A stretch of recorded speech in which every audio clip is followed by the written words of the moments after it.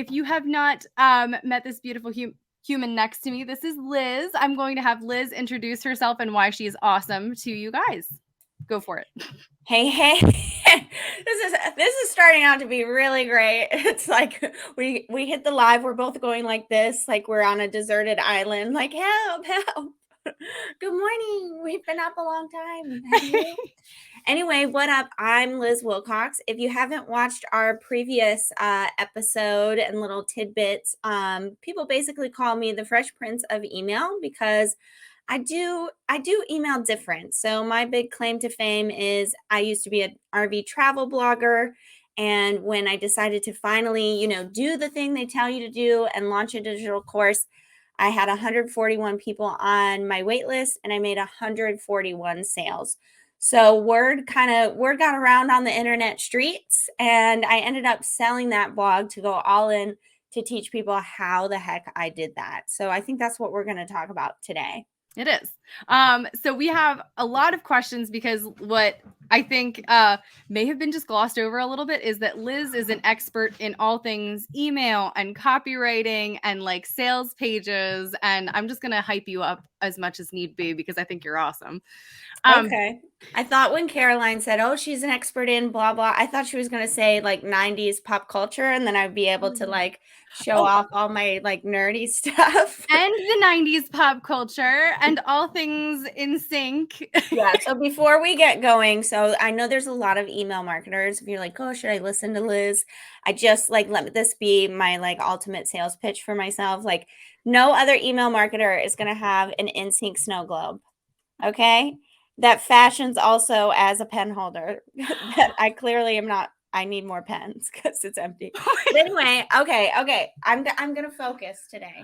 What are some of the most important things to have on the sales page other than the obvious place for them to give you money? Yeah. This is a great question because there's so many things that can be on there, and there's so many things that are kind of overkill depending on your offer. So I know marketers love to say it depends, but it really does. So this is actually something, if you go to Caroline's link, you'll see my new sales page. And before that, I just had like literally it was just a video and 5 bullet points, and it was like, do you want it or not? And it was converting at 13%. So now you'll go to that new link. You'll see there's a few sections. I have an FAQ on there. I've got a few GIFs. And we'll see if it converts better or worse, over time. So in general, I want you to know that you can keep your sales page really simple. It depends on who your people are, what kind of relationship you have with them. The only reason I created a larger sales page was because I'm getting more affiliate sales. So getting more people like, me and Caroline do something like this. You don't really know me, but you're like, okay, she made enough in-sync jokes. I'm in. If Caroline says she's worth something, I'm going to check it out. And so I realized those people just needed more convincing. They needed to know more about the offer. It wasn't just like, oh, if Liz is selling it, I'll buy it, right? And so that's why I've created this sales page. But in general, you want to create a little bit of a story of this is where you are right now. This is where you want to be. And in the middle, like my solution is going to be kind of, I guess, that staircase to take you from here to here, right? And so the sales page itself should tell that story a little bit. So my sales page, it says like, email, and it gives a few examples of how you might be thinking about email right now. And I say like, whichever one you are, it doesn't matter.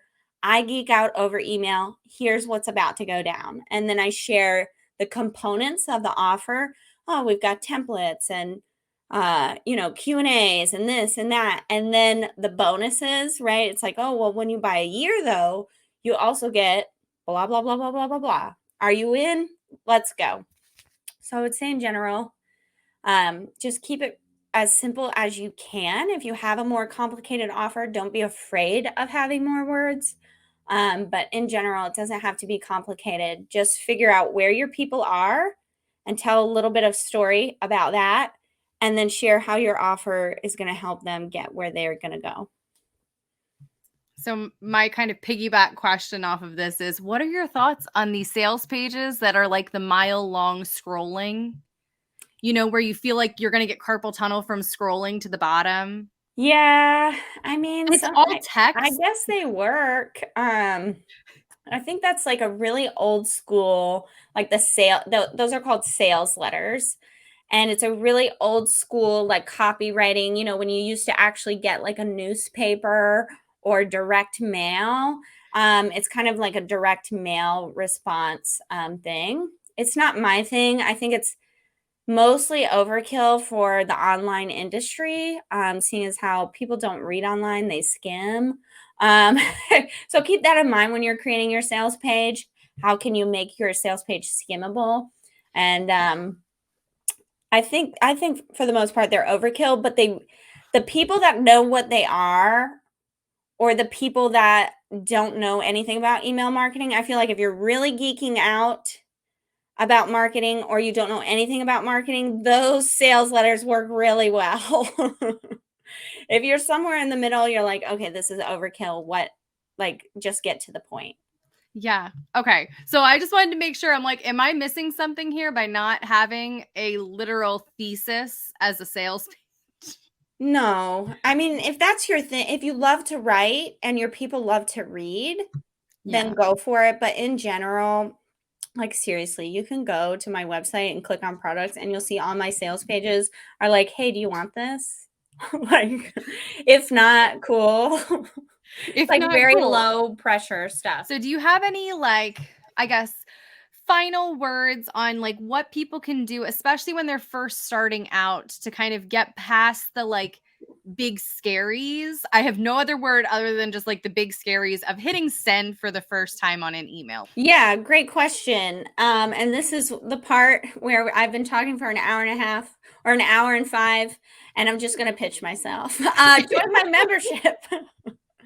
I I will encourage you. I will cheerlead you. I know it's scary. I know it's like, here's the mouse, like, like, I don't know. Just keeping the real answer, just remembering, like, we're just trying to turn these people into friends. Like, Yeah. it doesn't have to be perfect, but again, thinking of them as real people, like, okay, even if you've only got a few people, like, okay, I know this person, or I want to get to know this person, right? It's the same with social media. When people comment, we're commenting for the first time, thinking of it as that, maybe even thinking of it as a social platform at first, if that helps you to hit send.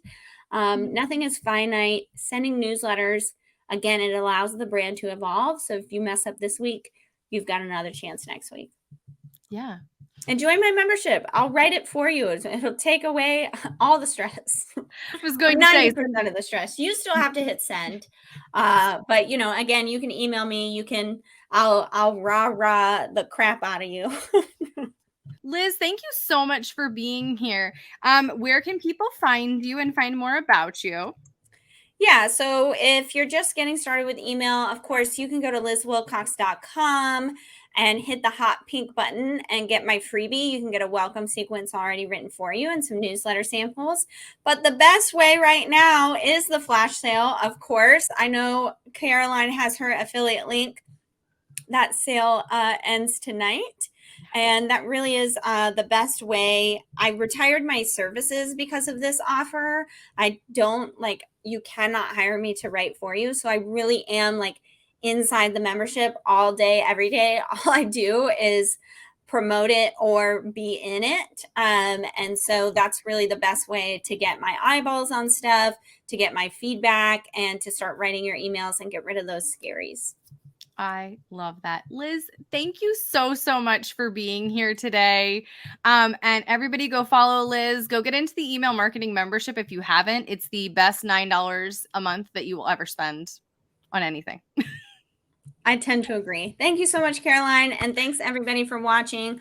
I can't wait to see what you do with email. Bye, guys.